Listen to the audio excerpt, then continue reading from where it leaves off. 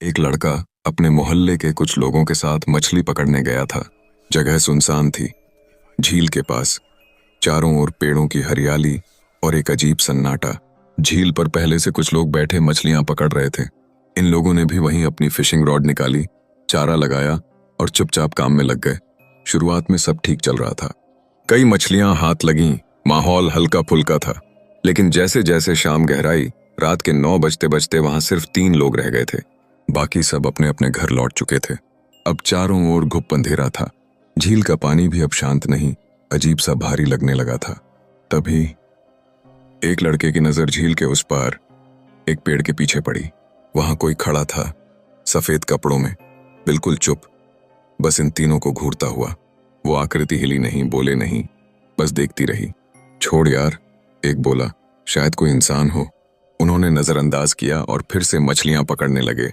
लेकिन तभी एक लड़के के गाल पर जोरदार थप्पड़ पड़ा, इतना तेज कि वो चौंक कर पीछे गिरा। कोई नहीं था वहां। उसने कांपती आवाज में कहा, भाई, हमने जो देखा था ना, वो इंसान नहीं था, हमसे गलती हो गई। ये जगह ठीक नहीं है। अभी वो संभला ही था कि दूसरे दोस्त पर थप्पड़ पड़ा। अब डर हड्डियों में उतर चुका था।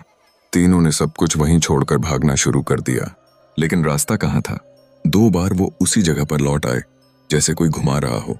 हर दिशा एक जैसी लग रही थी, कोई रास्ता साफ नहीं था। तभी एक लड़का, जो थोड़ा बहुत आयतुल कुर्सी जानता था, कांपते हुए पढ़ना शुरू किया। अल्लाहु ला इलाहा इल्ला हुआ। उसे पूरी नहीं आती थी, बस उतनी ही बार बार दोहराता रहा।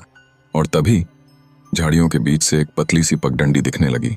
वो उसी तरफ भागे, एक एक कदम जैसे जान बचाने वाला हो। गाड़ी नजर आई।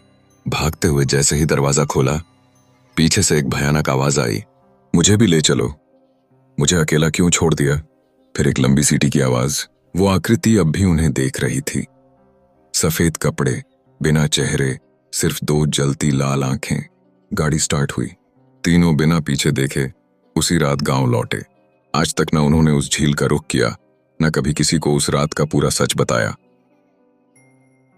ये कहानी एक मजदूर की है, जो रोजाना नहीं बल्कि हर हफ्ते सिर्फ एक दिन ही अपने घर आता था। बाकी दिन वो एक दूर शहर में काम करता था। सर्दियों के दिन थे। एक हफ्ते बाद जब उसका घर जाने का दिन आया तो वो काफी खुश था। सुबह से ही सफर पर निकल पड़ा था, ताकि शाम होने से पहले अपने घर पहुंच जाए। रास्ते में एक कस्बे से गुजरते वक्त उसने सोचा कि घर के लिए कुछ खास ले चलता हूं। उसने एक दुकान से ताजा गोश्त खरीदा और अपने बैग में रख लिया। अब घर बस 2 किलोमीटर ही दूर था, मगर उस दूरी में एक सुनसान रास्ता आता था। दोनों तरफ ऊंचे ऊंचे पेड़, जंगल जैसा इलाका, और इक्का दुक्का ही लोग वहां से गुजरते थे। वो बिना डरे उसी रास्ते पर आगे बढ़ता गया, मगर तभी उसकी नजर पड़ी। रास्ते के किनारे एक बकरी का बच्चा बैठा हुआ था। ठंड बहुत थी और वो बच्चा ठिठुरता हुआ लग रहा था।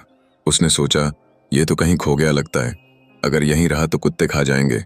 चलो इसे साथ ले चलता हूँ, गांव पहुंचकर पूछ लूंगा किसका है। उसने प्यार से बकरी के बच्चे को उठाया और चलने लगा। लेकिन कुछ ही दूरी पर उसे महसूस हुआ कि उसका वजन अचानक बहुत ज्यादा हो गया है, जैसे कोई भारी चीज उठा रखी हो। उसे अजीब सा लगा। उसने पीछे मुड़कर देखा, और जो देखा उसकी रूह कांप गई। जहां से उसने बकरी का बच्चा उठाया था, वहां अभी भी उसकी पिछली टांगें वहीं जमीन से चिपकी हुई थीं, और अब उसके हाथ में जो था, वो अब बकरी का बच्चा नहीं रहा। उसका चेहरा इंसानों जैसा होता जा रहा था, पर वो चेहरा इंसानी भी नहीं था। उसकी आंखें सीधी उसे घूर रही थीं, और उसके होंठों पर एक अजीब सी मुस्कान थी, ठंडी, जानलेवा मुस्कान। डर के मारे उसने उसे जमीन पर फेंका और भागना शुरू कर दिया, मगर उस चीज ने भी उसका पीछा करना शुरू कर दिया। अब वो बकरी का बच्चा नहीं था, वो कुछ और बन चुका था। उसका शरीर लंबा होता जा रहा था, उसकी चाल इंसानों से अलग थी, और उसकी शक्ल किसी सफेद साए जैसी थी, जैसे कोई सफेद लिबास में भूत। वो मजदूर जान बचाकर दौड़ता गया और आखिरकार एक जगह पर जाकर बेहोश होकर गिर पड़ा।